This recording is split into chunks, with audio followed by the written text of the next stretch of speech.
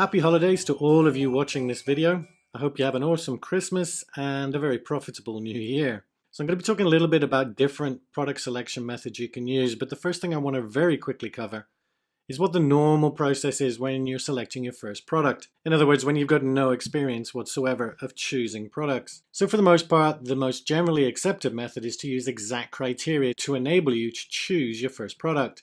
This normally is a BSR range between 500 and 5,000. BSR, if you don't know, is Amazon's way of ranking their products, and you can find the BSR of any product on the product listing. Normally a weight of 3 pounds or less, because the lighter it is, the cheaper it's going to be for shipping. And lastly, a price range of between $18 and $70. Now there are some other criteria like reviews and specific categories to choose from, but I'm not going to go into that right now. So we're going to look at moving away from the crowd. In other words, moving away from the generally accepted way of selecting products. Now the first product method works, and works like gangbusters.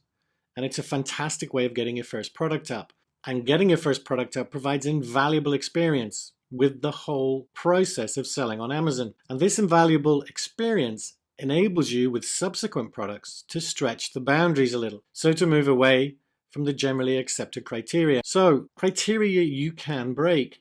So first of all, the price, you can go higher. You just have to bear in mind that if you do go higher, then your inventory costs are going to be lower. But what you will find is that if you go beyond the $70 to $100 or maybe even more, that generally speaking, products like that will have a lower MOQ. In other words, you'll be able to get lower amounts from your supplier. Weight, again, this is something you can stretch and is probably the easiest way of stretching or breaking the criteria to enable you to move outside of the norm. And I'm going to show you a couple of specific examples of the weight criteria. And lastly, competition. Once you've got your first product up and you're used to how everything works, and most importantly, you're going to have an existing customer list, then you can go for products that are more competitive. In other words, lower number BSR than 500.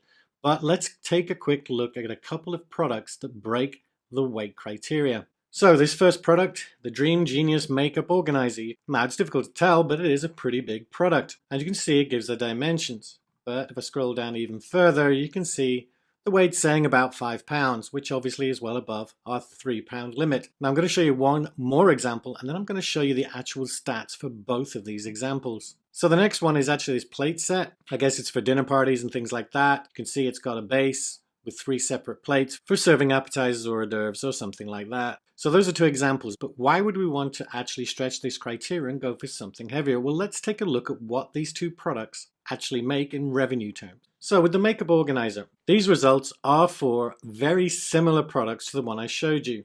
In other words, they have the same makeup, excuse the pun, but they're made of acrylic, they're drawers, they're a stack system. And as you can see, they range in price between $28 and $32. And that's the first column. The second column is actually their BSR rank. And you can see it goes from 557 all the way up to 3548. So they're all still viable. But if we jump to the last column quickly, you can see those are the weights. So those kind of weights are going to put the majority of Amazon sellers completely off selling this product because they're just going to assume it's too heavy and the costs are going to be too high. But that is not always the case. If we look at the revenue generated for these 5 products, you can see it ranges from a bottom of $31,000 a month, which is a serious amount of revenue, all the way up to $145,000. But if you look at the reviews, they're not too scary. There's one at 500, the rest are around 200 or below. And in fact, if you look at the second ranked product, it's only got 15 reviews and it's making $66,000. And the reason for that, more often than not, is because there's not as many competitors. So going for this product would mean that you're going to be able to compete much easier because you're going to need less reviews. But also, as you can see, there is significant amounts of revenue to be found. Now, this is just an example I pulled up on Amazon. I haven't searched suppliers. I haven't established how much it costs. It's just an example. So with a product like this, you would have to go ahead, contact suppliers, find out how much it's going to cost for the product itself, and also, just as importantly, in fact, more importantly, how much it's going to cost to ship.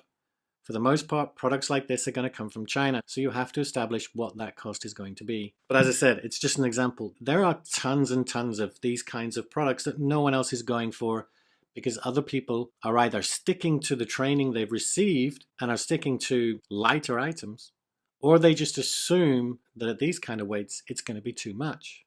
But let's look at the next one. So the next one was the serving platters. Again, you can see the price ranges are ranging from $21 up to $34. And for the BSR, you can see that we've got 3 products inside the BSR range and some outside it. But 3 is plenty enough. And then if we look at the revenues again, you can see, look, $84,000, $19,000, $18,000. But look at the reviews of those first 3 products, 54, 87, and 59. Ridiculously low number of reviews. So if you were to go and source this product and launch it, you would find it very, very easy to rank alongside these products, if not above them.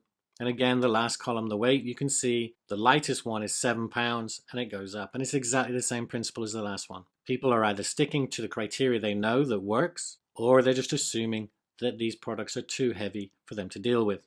So that's how you stretch criteria. Now, the next thing I'm quickly going to show you is reverse engineering. So normally you find your product using specific criteria. In other words, you have the criteria and you use that to go and search for products. How about we find a product, then check the criteria? Well, the problem is, how can we find a product without criteria? Well, it's actually a lot easier than you think, and it is kind of reverse engineering.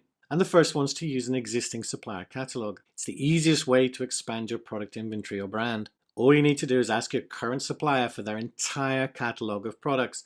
Now, you might need to do a little bit of persuasion to enable you to do this, but at the end of the day, they want you to sell their products. So be persistent and they will give you access to their complete catalog. Now, if you haven't already got a product, then ask a supplier who's been ultra responsive. In other words, if you've started searching for products and you're speaking to suppliers, if out of all those suppliers, one is really fast at responding to you, their English is fantastic, they seem very proactive, then again, you could say to them, I was interested in that particular product, but can you let me have your entire catalog so I can go and have a look? And lastly, ask a supplier who you've contacted who sent high quality samples, but it just might not have been the right product for you.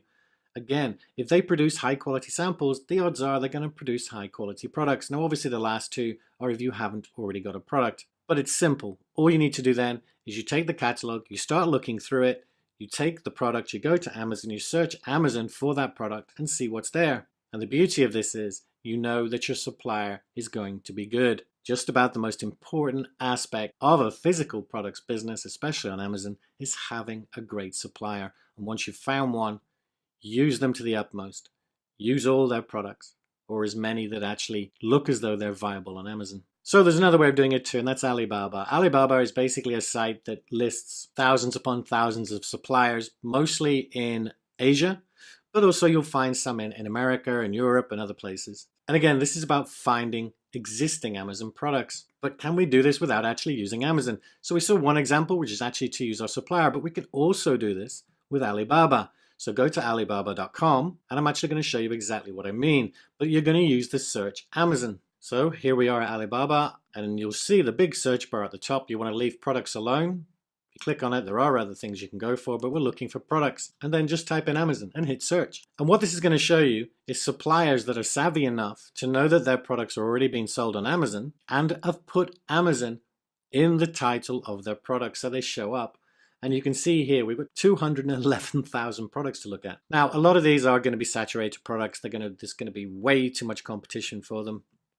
For instance, the third one, the spiralizer, under no circumstances try and source and sell a spiralizer. You're going to struggle to even sell one because there's so much competition for them on Amazon. But basically, you just start scrolling down. You know these products are selling on Amazon, so the odds are they're viable, but you're still going to go ahead and check their viability.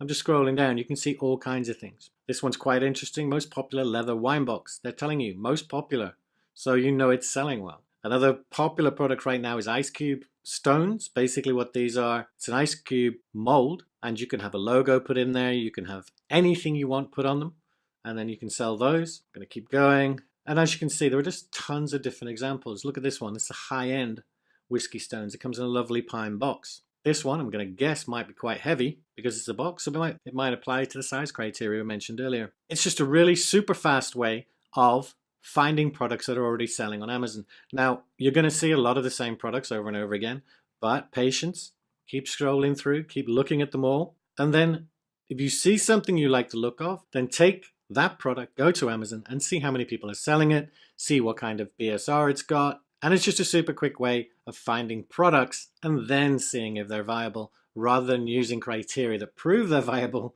to find the products. So that's just another example of a different way you can search for products. So by implementing any or all of these tips, you're going to find products you can sell on Amazon that are not as mainstream as other products you might find if you use criteria first options. But they're still incredibly profitable. Just remember, if you're going for heavier products or larger products, make sure you check exactly how much it's going to cost you to have those products shipped to the US to make sure your profit margin is still viable.